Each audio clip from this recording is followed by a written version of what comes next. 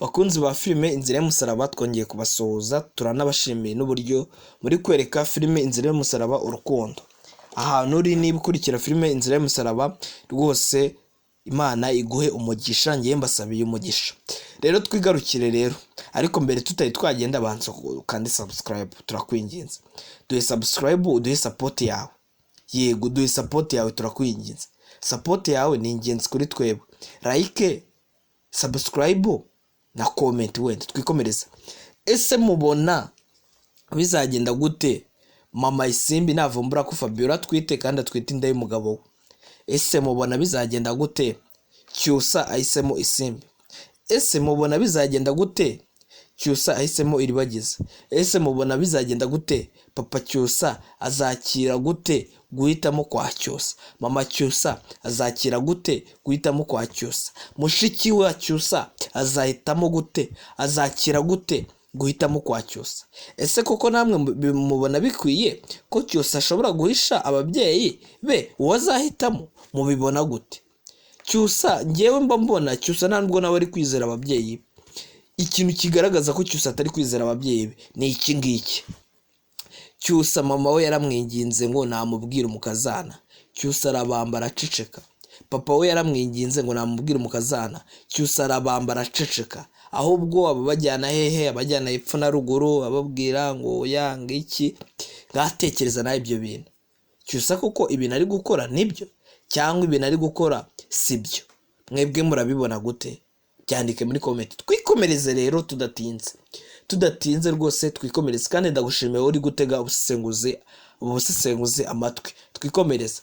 CYUSA yasobanuriye daddy we cyangwa se papa we ko impamvu atari kwerekana uwo azahitamo nuko ari amarushanwa agiye kuba, ashobora kwerekana uwo azahitamo bigatuma ari amarushanwa hari ibipfa cyangwa se hari ibifaringa.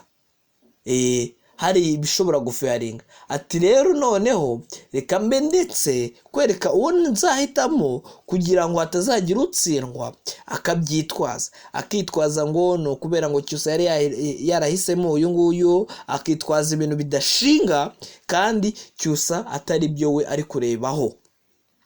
Wowe rero ubibona gute? Reka twigarukira. Ngewe mbona mama CYUSA na papa CYUSA batari ku ruhande rumwe rw'umukazana. Kimba mbona papa CYUSA ashyigikiye Isimbi, noneho mama CYUSA agashyigikira IRIBAGIZA. Rero ibyo ngibyo CYUSA wenda yabibona bigatuma bishobora gutuma CYUSA aterekana uwazahitamo. Kandi mumenye neza yuko mu muryango wabo harimo maneko. Iriya maneko nayo irabagezayo irabagezayo. Kandi maneko mva ibiri kuneka koko muri kubibona ko Fabiola noneho inda yamajaje, ntago none akiri kugenda ngera yatangiye kuzajya yohereza za maneko wenda ngo zigende zimunekere, nizimara kumunekera zize zimuzanira amakuru. Murabona ko ibintu byakaze. Fabiola we inda yamujaje, ari kunywa amafanta, ibiki byose akaruka. CYUSA rero impamvu wenda ngashobora kutazahitamo wenda ashobora atakerekana umuntu azahitamo no kugira ngo atazagira utsindwa akabyitwaza. Kamemo wenda Isimbi ashobora gutsindwa akabyitwaza ngo nuko yahisemo IRIBAGIZA ashobora gutsindwa akabyitwaza ngo nuko yahisemo CYUSA. Nako Isimbi birumvikana. CYUSA rero aho ngaho niho yahambere yabanje kugirira ubwenge. Ese ubundi CYUSA nahitamo umuntu abakoko bazahita bajyana muri Amerika cyangwa n'ubundi bizahita byongera ibibazo mu muryango we, bamwange bende no kumwirukana? Kuko ntabwo mu muryango we niba bashyigikira IRIBAGIZA ntabwo CYUSA yahitamo Isimbi ngo bakomeze bamwishimire. Oya, reka. Kandi ikindi kintu mba mbona CYUSA ashobora no guhitamo IRIBAGIZA. Mwibuke yuko inzu babamo ari ya Rugema. Hari igihe bahita bayibirukanaho bakajya gukodesha ahandi. Tekereza. Ariko wenda kandi bayibirukanamo bakajya gukodesha ahandi. Kandi CYUSA wenda nawe ahisemo Isimbi, hari n'igihe mama CYUSA yababara akavuga ati nagende umuhungu utagira ubwenge, ugasanga ibintu bikomeje kuzamba. Ese wowe ubibona gute iriya miryango ibiri? Tubwire muri comment ubibona gute. Ese wowe ubona koko Iribagiza azajya muri Amerika? Ko Iribagiza bamugaragaje nk'umuntu w'umuturage, nk'umuntu wagira ngo nta bwenge afite. Wowe bibona gute? Ndakwinginze kora subscribe dukomeze tubane rwose, kora like. Twikomereze rero bakunzi ba filime Inzira y'Umusaraba. Ariko ikindi tutari twanatinda, turabashimiye cyane. Inzira y'Umusaraba ni filime nziza kandi muri kwereka urukundo rwiza cyane. Twikomereze rero. CYUSA nahitamo Iribagiza, ingaruka za mbere bizamugiraho, umuryango wo kwa Iribagiza cyangwa wo kwa ISIMBI bazamwanga. Noneho izindi ngaruka, ISIMBI ashobora no kwita avuga ati twese tumuhombe. Yavuga ngo twese tumuhombe, bikaba byatuma bamurogesha. Bikaba byatuma bamurogesha rwose. Bamurogesha ugasanga ibintu bibaye hatari. Wowe bibona gute? Izindi ngaruka, CYUSA ahisemo ISIMBI nawe. Umuryango wo kwa CYUSA hari igihe wamwanga. Kuko mama CYUSA akunda Iribagiza. Rero byamubabaza umuhungu atamuhisemo. Byamubabaza.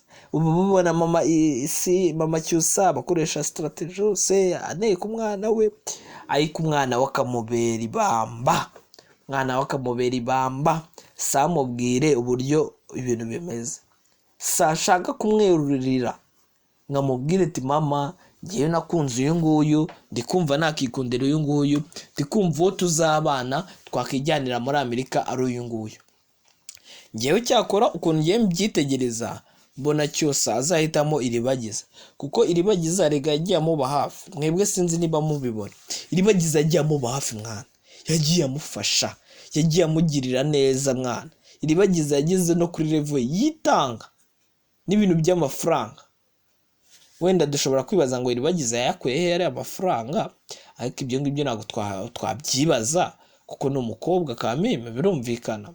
Twikomereze rero.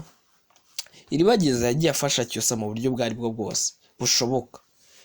CYUSA sinzi niba yarabibonye, kandi CYUSA rega nawe yagiye abibona ukuntu Iribagiza yagiye mwana yitanga ibintu byanamwicisha, ariko kugira ngo ashimishe CYUSA, kugira ngo yereke CYUSA ko amukunda.